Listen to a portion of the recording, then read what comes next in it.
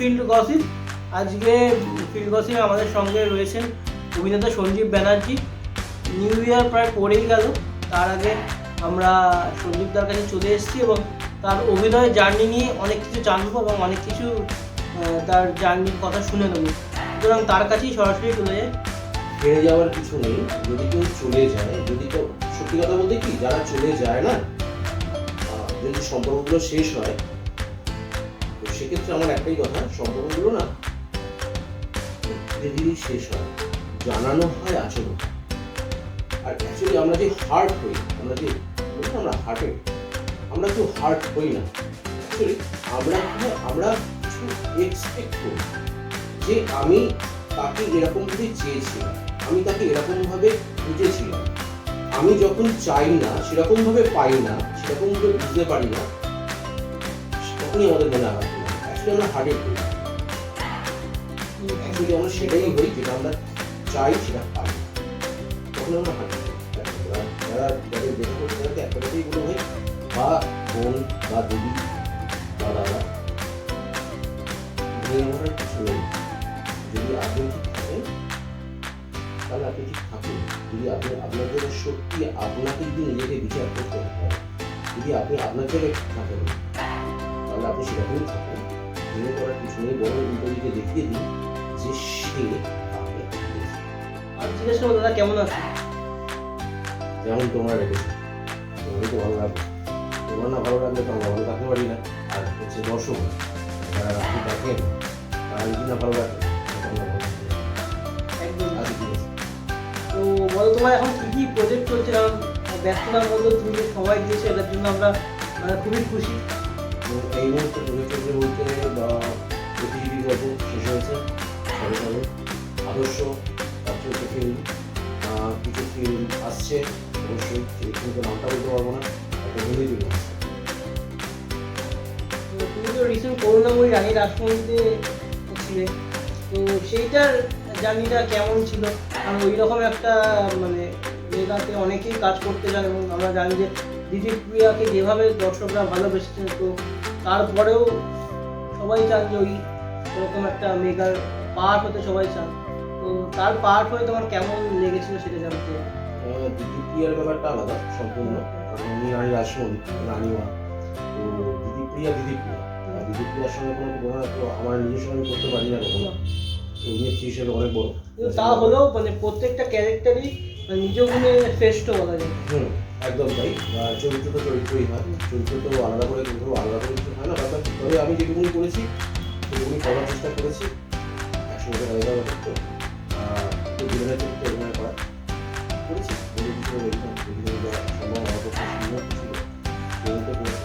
সবথেকে ভালো লেগেছে যেটা সেটা হচ্ছে বন্ধুটা ছিল সঙ্গে, বন্ধুদার বন্ধুই আমি ছিলাম, ঠিক আছে, করেছি। তুমি যেহেতু বললে 100 বছরের পুরনো চরিত্র, তো এরকম একটা হিস্টোরিক্যাল ক্যারেক্টার করার জন্য হোমওয়ার্ক লাগে, তো তুমি কীভাবে নিজেকে প্রিপেয়ার করেছো? না, আমি হোমওয়ার্কটা করতে পারিনি, কারণ আমি প্রায় অদ্ভুতভাবে মানে আমাকে প্রায় ডেটে ঢুকিয়ে নেওয়া হয়েছিল। মানে আমি তোর বলেছিলাম ইন্দ্রগুলি আমি তখন ইন্দ্রগুলি ক্লাস করছিলাম, আমি সত্যি বলতে হিন্দিতে প্রিপেয়ার করার সুযোগ পাইনি। আমাকে চরিত্রটার জন্য একদম ডেকে নেওয়া হয় সামনে, সরি। তো আর তারপরে আমাকে ওই চরিত্রটা দেওয়া হয়। আমার হোমওয়ার্ক করতে করতে আমার ক্যারেক্টারটাই শেষ হয়ে যায় আর কি, একটু বেশি করেছি আর কি, একটু আমার ফটো দিয়েছি এবং প্রতিনিয়ত করতে করতে নিজেকে হয়তো বদলেছিল, বদলাতে করেছিল তখন সেই মুহূর্তে, ঠিক আছে। আর আপকামিং তোমার যে প্রজেক্টগুলো আছে সেটার ব্যাপারে যদি সংক্ষেপে বলা যায়, মানে কীরকম চরিত্র দর্শকরা তোমাকে পেতে চলেছিল? একটা চরিত্র দেখতে হচ্ছে সম্পূর্ণ মনোরণা টু, মানে উকিলের চরিত্র, একটা চরিত্র দেখতে হচ্ছে পুলিশের চরিত্র, আর একটা চরিত্র তো যেটা আছে মানে ওটা হয়ে গেছে শুট এডিট হয়েছে, সেটা আমাকে প্রায় 65 থেকে দূরে করে দেওয়া হয়েছে, বয়সের থেকে কাজ করা হয়েছে অবশ্যই। আদর্শ তো এখান আমার ওয়েসের থেকেই কিন্তু আমার টেলিফিল্মের যে যাত্রা সেটা কিন্তু ওয়েসের থেকেই। খুব শীঘ্রই এটা আমি আমার খুব ভালো লাগে বলতে, আগামী 23শে জানুয়ারি IBIFF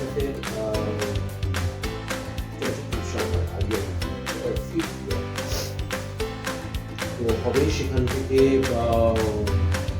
আমি একটু পুরস্কার পাচ্ছি। যদি তোমরা কভার করতে আসো তো অনেক তোমার শুভেচ্ছা তার জন্য। ধন্যবাদ। তো কিন্তু ব্যাপারটা যদি তোমরা যদি কভার করতে আসো কিন্তু 23 জানুয়ারি তোমরা ডেটটা আজকে আমার কনফার্ম করেছি। স্পেশাল দিনে স্পেশাল অ্যাওয়ার্ড পাচ্ছি। স্পেশাল দিন তার সঙ্গে নেতাজির সঙ্গে তো বিরোধী তোলা হয় না। তো স্পেশাল দিন মানে তো যিনি স্পেশাল যিনি সর্বকালীন তার সঙ্গে তো আর তাও তোমার লাইফে তো স্পেশাল দিন হতে চলেছে। অবশ্যই অবশ্যই, সেটা তো অবশ্যই। আমার লাইফে তো আমার জীবনে এরকম বেশ কিছু ঘটনা ঘটেছে, তার মধ্যে এটা একটা। আর যেটা জিজ্ঞাসা করবো যে তোমার তো এই প্রজেক্টগুলো চলছে, তার বাইরে তোমাকে এখন সোশ্যাল মিডিয়ায় দেখা যাচ্ছে বিভিন্ন মোটিভেশনাল কথাবার্তা বলতে এবং তার থেকে অনেকে ইন্সপায়ার হচ্ছে। এটার রহস্যটা কী আছে? হঠাৎ মানে অভিনেতা সঞ্জীব ব্যানার্জি এরকম মোটিভেশনাল স্পিচ দিচ্ছে, তাহলে কি আমরা নতুন কিছু ভাবে সঞ্জীব ব্যানার্জিকে দেখতে পেরেছি? এটা একটা বড় প্রশ্ন। বড় প্রশ্ন মানে বড় জায়গায় যেটা বলতে আঘাত করে না, তাকে সময় লাগবে। অপমানিত হয়েছি, ভুল মানুষের কান্নায় পড়েছি, বিশ্বাস ভরসাকে পায়ের তলায় লুকিয়ে রেখে রেখেছি।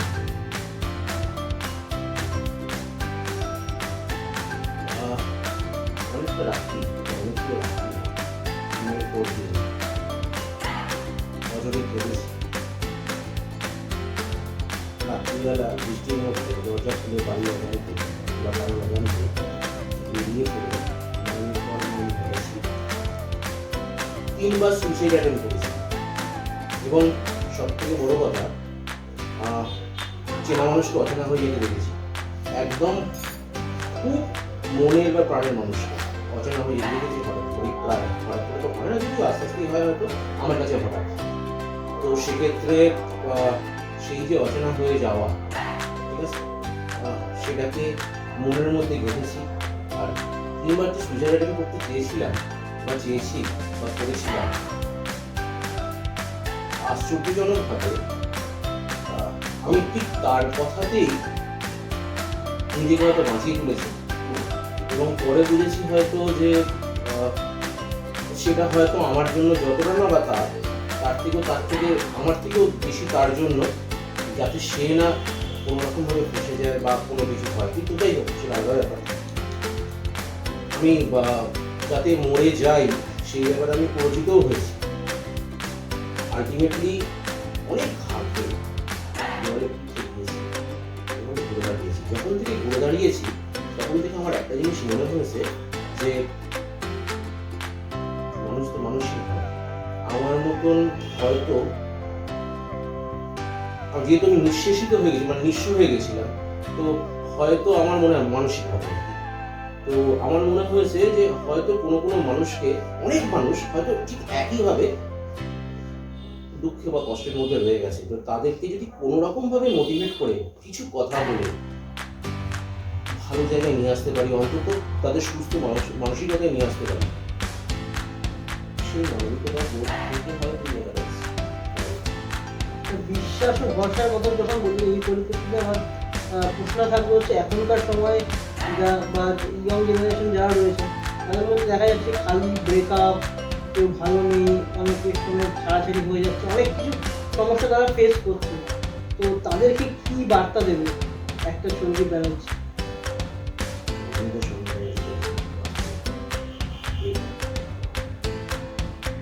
হেরে যাওয়ার কিছু নেই। যদি কেউ চলে যায়, যদি তো সত্যি কথা বলতে কি, যারা চলে যায় না, যদি সম্পর্কগুলো শেষ হয়, তো সেক্ষেত্রে আমার একটাই কথা, সম্পর্কগুলো না ধীরে ধীরে শেষ হয়, জানানো হয় আসলে।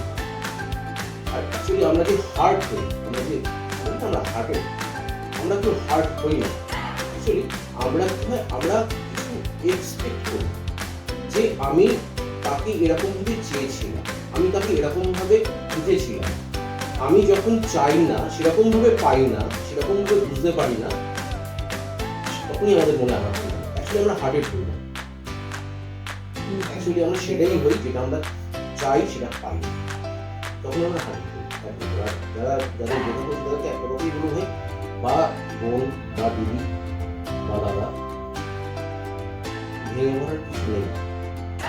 আপনি ঠিক থাকেন তাহলে আপনি ঠিক থাকেন। যদি আপনি আপনার জায়গায় সত্যি আপনাকে যদি নিজেকে বিচার করতে পারেন, যদি আপনি আপনার জায়গায় ঠিক থাকেন তাহলে আপনি সেরকমই থাকেন। ভেঙে করার কিছু নেই, বড় উল্টো দিকে দেখিয়ে দিন যে সে আপনি।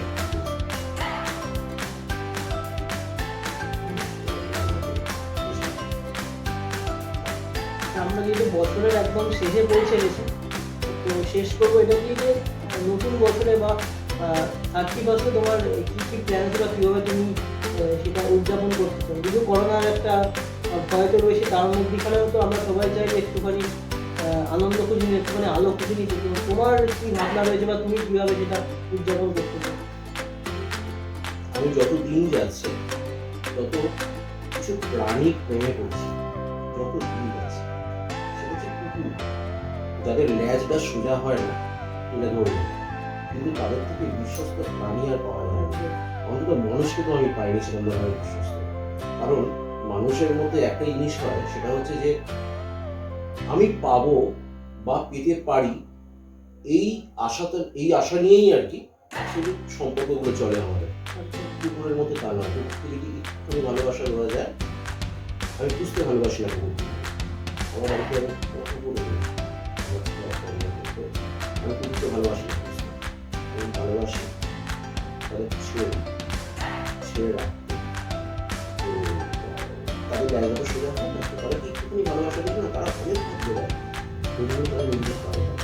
আমার তাদের জ্ঞান হচ্ছে আমি একটা তাই জন্য হয়তো আরো বেশি করে। সেটা হচ্ছে যে আমার বাড়ির সামনে দিকে যেগুলো আমার হাত থেকে খায়, তাদেরকে আমি ভালো করে খাওয়াবো। কিন্তু 4টে বাচ্চা বা কিছু বাচ্চা বা কিছু মানুষ যারা খেতে পারে না, রোজ খেতে পারে না, যাদেরকে আমার ক্ষমতা মতো আমি খাওয়াই রোজ।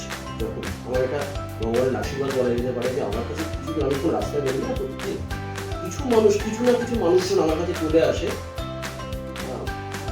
আমি বাবু না, আমি খাওয়ানোর জন্য খাওয়াশোনা করে দেয়। আমি হয়তো উনকে নিমেষে খাওয়াতে পারি না, তাই আমি সাহায্য করি। সাহায্য করি মানে ওনারা আমাকে সেই ক্ষমতাটা দিয়েছেন, ওইটুকুনি ক্ষমতা, যেটুকুনি ক্ষমতার মধ্যে আমি করতে পারি না। আমার প্র্যাকটিক্যাল খোলা, আমার কোনো প্রফিট ছিল না, সাইন্টিফিক বলেও কোনো কিছু ছিল না আমার কাছে। আমার কাছে ওইটুকুনি, যেটুকুনি আমি নিজের মধ্যে খুঁজে পাই। একা তো, একা মানে একাকিত্ব মানে হচ্ছে একাকে যখন কেউ থাকে না সঙ্গে, তখন কে থাকে সঙ্গে? তখন একজনই থাকে সঙ্গে, সেটা হচ্ছে নিজেকে নিজে যে সঙ্গ দিতে পারে, তার থেকে সুখী, তার থেকে আনন্দিত কেউ পৃথিবীতে হতে পারে না। তো আমার একা থাকাটা কিন্তু আমার কোনো দুর্বলতা নয়, এটা আমার সুখ। কারণ আমার কারো কাছ থেকে কিছু চাওয়ার নেই, কারো কিছু দেওয়ার নেই। যখন এইটা থাকবে না, ঠিক আছে, তখন যে কোনো মানুষ শক্তিশালী হয়। আমি সেরকম বাদ বাকি আমার বন্ধু বান্ধব থাকে না, আমার অনেক হয়ে গেছে। আপনিও আছেন, যদি আপনিও থাকেন, আপনি যদি আমার ডায়মন্ড ছিল। তুমি খুব ভালো থাকো এবং তোমার আগামী দিনে যে প্রজেক্টগুলো আসছে সেগুলো খুব ভালো হোক, এবং তুমি আরও অনেক ভালো ভালো কাজ করো এবং সকলের মন এইভাবে জিতে নাও, এবং তুমি আরও যে কাজগুলো করছো সকলকে ইন্সপায়ার করছো, সেই রকমও অনেক মানুষকে ইন্সপায়ার করো এবং তারাও তাদের জীবনে আনন্দ, হাসি, ভালো থাকার রসদ খুঁজে পাক। এটাই আমরা চাইবো। থ্যাংক ইউ সো মাচ আমাদের এই সময়টা দেওয়ার জন্য। প্রত্যেকটা মানুষ নিজের ইচ্ছা করলে খুশি এবং সুখী থাকতে পারে, নির্ভর করছে সেটা তার উপর। এখন কে কিরকম ভাবে চাইছে, কে কিরকম ভাবে নিজেকে বিলিয়ে দিতে চাইছে, সেটা তো তার উপর ডিপেন্ড করে। ছেলেদের ক্ষেত্রে বলবো যে যতখানি সম্ভব হয় মানুষ স্ট্রেস দুটো জায়গায় করা হয়, ঠিক আছে। তো সেই দুটো জায়গা বাদ দিয়ে ছেলেদেরকে বলবো তারা তাদের মতন করে সময় কাটাক, নিজেকে সময় দিক, একটা ছোট্ট দূরত্ব বজায় রাখতে ওই দূরত্বটা বজায় রাখে। মেয়েদেরকে বলবো যে সবসময় জামা কাপড় খুললেই সম্মান পাওয়া যায় না, পাওয়া যায় না তো সম্মান পাওয়া যায়। তো আমি যারা যারা করেন সেরকমভাবে তাদেরকে বলি আপনারাও সেরকমভাবে থাকুন, অসুবিধা কি নেই। আমার মনে হয় এখনও যথেষ্ট। আমি কোনো মেয়েকে বা কোনো ছেলেকে ছোটো করছি না, কারণ যেমন মেয়েরা অবশ্যই তাই দেবী উপাসনা তুলনা করা হয়, সেটাও কিন্তু কোনো অংশে কম নয়। আমাদের নিজেও কোনো অংশে কম নেই। একটা মেয়ে যা পারে আমিও তাই পারি, বরং কোনো কোনো ক্ষেত্রে কোনো মেয়ে যা পারে না আমি তাই পারি, একদম তাই বলে দিতে পারি, অসুবিধার কোনো চ্যালেঞ্জ নিয়ে বলতে পারি। তো সুতরাং ধন্যবাদ তোমাকে, ঠিক আছে? তো তুমি ভালো থেকো, সামনে নতুন বছর আশা করা যায় প্রত্যেক দিদি, ভাই, বোন, দাদা সবাই ভালো থাকবে।